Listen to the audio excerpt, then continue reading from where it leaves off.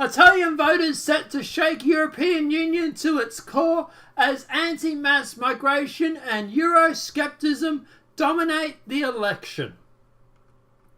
I'm really glad for this, guys. Look, you know my stance on mass migration. I think it's insane. I really do. I'd love to debate anybody that thinks that mass migration is a good idea. And look, at the end of the day, the left have made this monster. They go through and they push this mass migration onto people. The crime is out of sane. Rapes are through the roof. All this sort of stuff is just blowing up. And at the end of the day, they can't silence everybody. That's the problem. Also, by silencing YouTubers like me who talk about it, you just make it seem a lot bigger than it really is. But anyway, let's jump into it. Italians are set to elect a new government on Sunday with anti-mass migration and Euroscepticism parties dominating the polls in the election that could shake the European Union to its foundations. The Italian national election that has potential to send waves through the European has not seen since Brexit vote in 2016.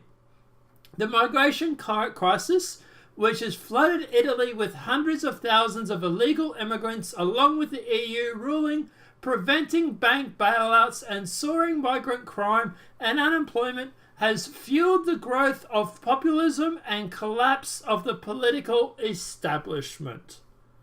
So here we actually have a graph or a breakdown of how people were polling. Now, obviously it's a poll, so take the poll with a grain of salt. But yeah, obviously here they have the 5%, which is the LEU or S&D.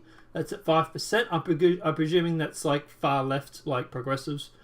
The 27.4%, obviously here, which is, I believe, is the centre-left party. Right there. The 29.4%, which is the M5S EFDD. And then you have the 35%, which is the centre-right party, which is the coalition of the three or four of them. So, definitely leading in the polls. Obviously, look, at the end of the day, this is polls, but yeah, they're obviously definitely doing well. The three main contenders on Sunday's election, two of them belonging to, at least in part, to anti-established populist movements, while the current ruling centre-left alliance is struggling in polls. Yeah, judging by this, it's only around 27%. So, interesting.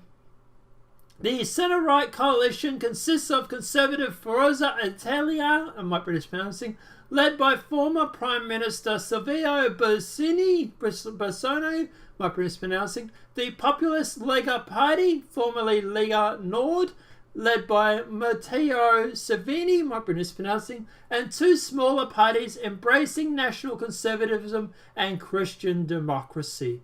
The coalition has been clear that it's against mass migration, with Salvini and Bersini, might be mispronouncing, both promising that they will deport hundreds of thousands of illegal migrants within the span of the next 5 years if they form a government. 5 years might be too late for what's left of your country, dude. While Bersini is the leader of his party, due to the prior conviction, he is unable to assume office as Prime Minister if his party prevails over the other coalition partners in a vote share. If Lega, might be mispronouncing, which is only a few percentage points behind, gets more vote, then Salvini will assume the office. Salvini has waged a much more assertive and populist campaign led up to Sunday's vote, calling out the dangers of Islam and not being afraid to slam critics, including pro-migrant Archbishop Glina Carapeco, might be mispronouncing, this week stating, "In my Italy, migrants have rules." Lega leader has also vowed to see Italy leave the European currency, which could allow the Italian government to bail out Italian banks under the stress of over 150 billion euros in bad loans and potential looming financial crisis. Polls have the centre-right coalition at around 38%. They require 40% to form a government.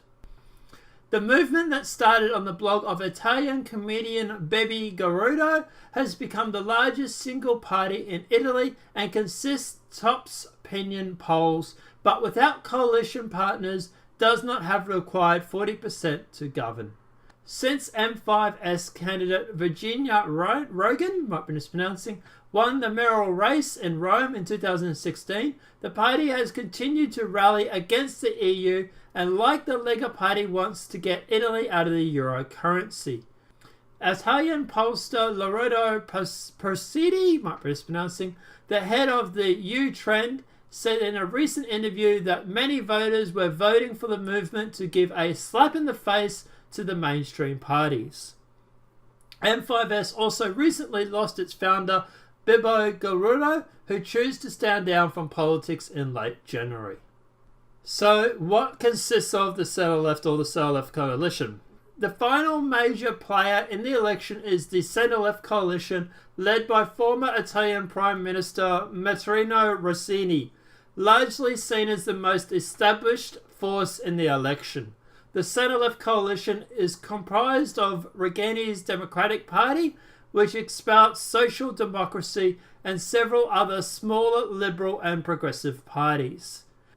Renzi returned as the leader of the party following a massive referendum defeat in 2016, which forced him to step down as Prime Minister in favour of Paolo Gardini. I'm mispronouncing. While the party became tough on immigration last summer by introducing a code of conduct for migrant rescue, NGOs accused working with the people trafficker, some accused the government of paying... While the party became tougher on immigration last summer, it's funny how these parties always come tough on immigration right before an election, isn't it? By introducing a code of conduct for migrant rescue, NGOs accused of working with people traffickers, some accused the government of paying off the warlords to stop migrant boats from leaving Libya. Despite this, migration levels have rapidly increased since the start of the year. So he's obviously not doing a good job to stop migration. The centre-left coalition is also the only pro-EU force in the election. Several major events have also affected the attitudes of Italian public leading up to the election. The murder of 18-year-old Pamela Mestropolo, I might be mispronouncing, rocked the Italian public when it was being revealed that she had allegedly been killed by a Nigerian migrant drug dealer after being lured away from drug rehabilitation centre.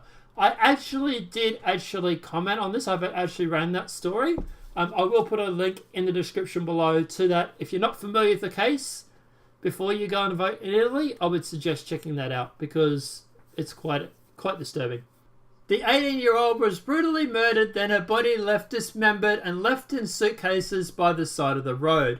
Reports later stated that several of her body parts were missing, leading the prominent Italian criminologist Azzano Massini, might be mispronouncing, to assess the teen may have been the victim of cannibalism.